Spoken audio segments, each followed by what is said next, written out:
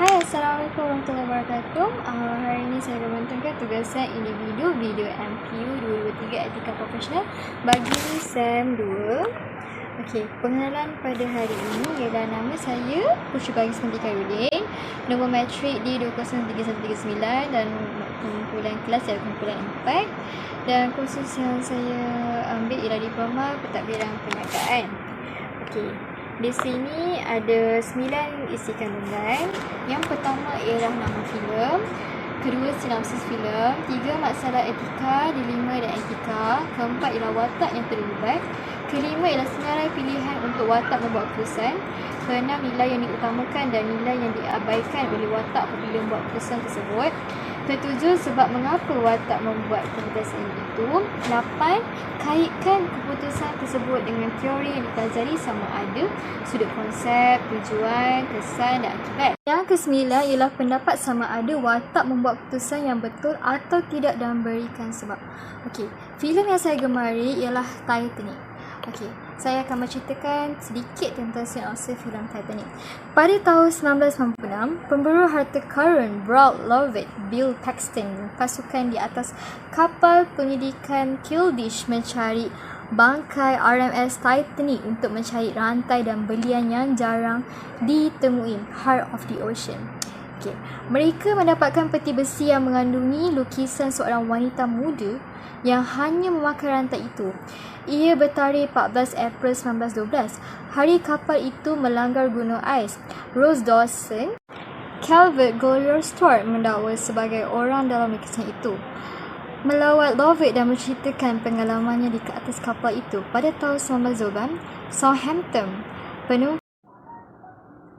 penumpang kelas pertama berusia 17 tahun Rose David Bucarter, Kate Winslet, tunangnya Kel Hockley, Billy Zane dan ibunya Ruth Frances Fisher menaiki Titanic, turut menaiki kapal Southampton ialah Jack Dawes, Leonardo DiCaprio, seorang artis seksai yang kurang bernasib baik, dan rakan Italiani Fabrizio Danny Dutch. Rose muda marah dan kecewa kerana ibunya nampak telah mengatur perkahwinan, mempertimbangkan untuk membunuh diri dengan melompat dari butiran. Jack berjaya menariknya ke belakang ke atas reel selepas dia kehilangan pijakan dan hampir terjatuh ke dalam kipas. Ditemui dengan Jack, Rose memberitahu Cal bahawa dia sedang mengintip ke tepi dan Jack menyelamatkan daripada terjatuh. Cal acuh tak acuh, tetapi apabila Rose menunjukkan pengiktirafan perlu dibayar, dia menawarkan sejumlah kecewa kepada Jack.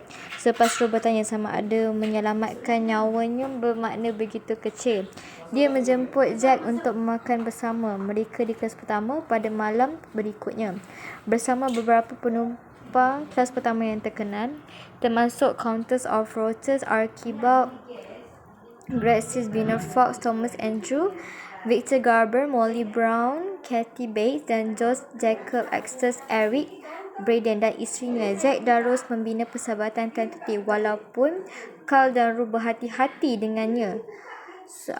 Selepas makan malam, Rose diam-diam menyertai Jack di sebuah parti di kelas ketiga. Semasa pelayan Carl parti, Spicer Lovejoy, David Warner menilap menuruni tangga kelas ketiga untuk mengintipnya.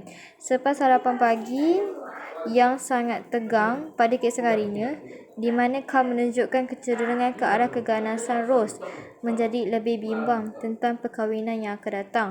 Ruth menekankan bahawa perkahwinan Rose berdasarkan ke masalah kewangan David Bucarter. Selepas ternampak Rose dan Carl dan Ruth keluar di deck boat, Jack secara curi-curi menyelak masuk ke gerai pertama dan cuba memberikan amaran kepada Rose tentang perkara yang mungkin dihadapinya. Rose menolak kemajuan Jack, tetapi kemudian menyadari bahawa dia lebih suka daripada Carl. Masalah dilema etika dalam cerita Titanic. Iklim menyebabkan lebih banyak gunung ais. Keadaan cuaca di Atlantik Utara sangat kondusif untuk mengairi gunung ais di persimpangan arus Labrador dan arus Teluk. Disebabkan perairan yang lebih panas daripada biasa di arus Teluk, Richard Rollins dan Institusi Oceanografi skrip memberitahu dunia fizik dan segi oceanografi. Hasil daripada itu ialah bongkar ais laut dan penangan tertumpu di tempat pelanggaran berlaku, kata Norris. Katakan anda adalah seorang kapten di Titanic dan anda berjaya membawa sekumpulan 35 orang ke dalam bos penyelamat. Namun, bot itu hanya boleh muatkan 15 orang. Tidak lama selepas anda menyedayung, anda dapati bot itu perlahan-lahan mula karam dan anda sedar bahawa jika anda tidak mahu semua orang mati, termasuk anda sendiri, anda mesti memilih 10 orang untuk masa keluar dari bot. Kerana anda adalah kapten, anda kini mesti memilih untuk mengekalkan semua orang di atas bot dan semua lemas atau memilih orang untuk memulakan tiada skor lawan. Apa yang anda akan lakukan? Menilai kedua-dua boleh dilema ini, saya akan mempunyai masa yang sangat sukar untuk memilih. Satu-satu caranya untuk menyelamatkan beberapa orang adalah dengan membunuh orang lain. Tapi adakah tindakan memilih orang lemas adalah tidak adil? Kerana jika anda memilih untuk tidak melakukan apa-apa, maka semua orang akan mati. Bermakna orang yang anda paksa akan mati. Sama ada di sebaliknya, jika anda tidak buat apa-apa, adakah anda bertanggungjawab ke atas nyawa yang anda boleh selamatkan? Ini adalah yang watak yang terlibas. Thomas Andrew. Watak Thomas Andrew ialah ahli perniagaan dan pembuat kapal British yang berdasarkan arkitek tentera laut kapal sebenar. Tidak seperti Bruce Ismay yang mementingkan diri sendiri dengan skala yang akan boleh pasaran kapal. Andrews adalah seorang yang lebih rendah hati, lebih baik hati, yang terkejut apabila kapal itu melanggar gunung ais. Andrew memberitahu Rose bahawa dia ingin memasukkan lebih banyak bot penyelamat ke dalam kapal itu, tapi telah ditolak oleh White Star Line sebagai arkitek utama Titanic. Andrew ditugaskan untuk meyakinkan Ismay, Captain Smith dan lain-lain bahawa kapal itu akan tenggelam. Kali terakhir Rose melihatnya, dia merenung jam di atas mentil di ruang makan, mengira detik sehingga kapal itu tenggelam.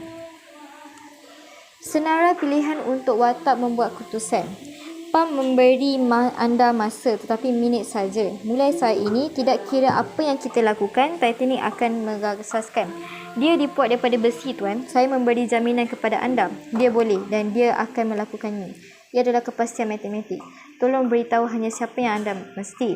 Saya tidak mahu bertanggungjawab untuk panik. Dan pergi ke bot dengan cepat. Jangan tunggu. Awak ingat apa yang saya beritahu tentang bot. Okay.